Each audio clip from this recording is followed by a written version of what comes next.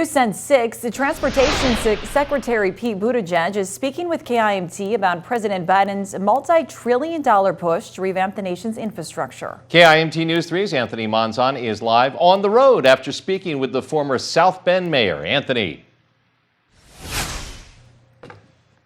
You know, Katie and George, President Biden's administration and Pete Buttigieg both say the nation needs to focus on building back better coming out of the pandemic.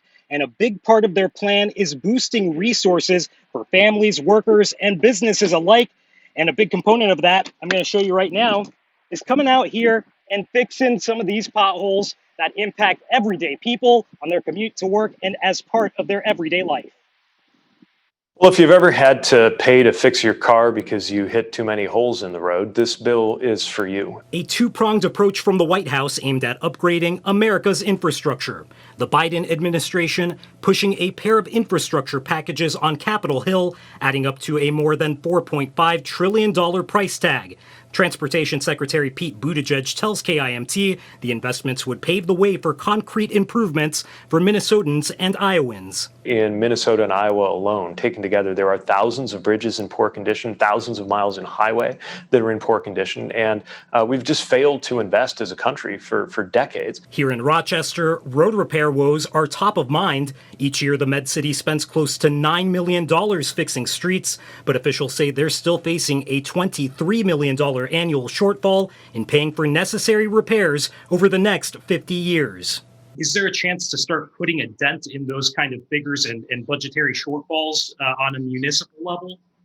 Absolutely. And that experience from Rochester, that reminds me of what it was like when I was mayor of South Bend, just doing the math and realizing we just plain didn't have the funding to look after the roads the way that we wanted to.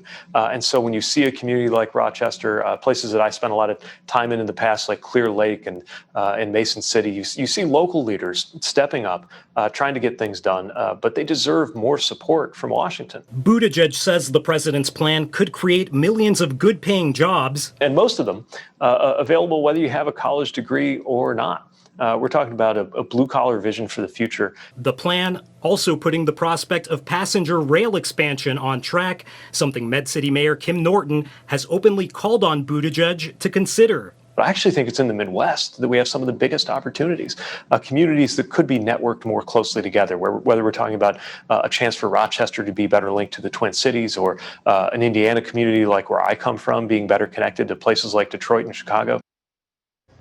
Of course, the next natural question is, how is this all going to get paid for? Well, Secretary Buttigieg points to untapped sources like closing tax loopholes benefiting the wealthy. But no matter what, Buttigieg tells me President Biden will not break his promise of refusing to raise taxes on anyone making under $400,000 a year. Katie, George. All right. Thanks, Anthony. And so far, it hasn't exactly been a smooth ride for the president's infrastructure plan. This afternoon, Senate Republicans voted down a motion to begin debate on one of the bills, saying they need more time to figure out funding.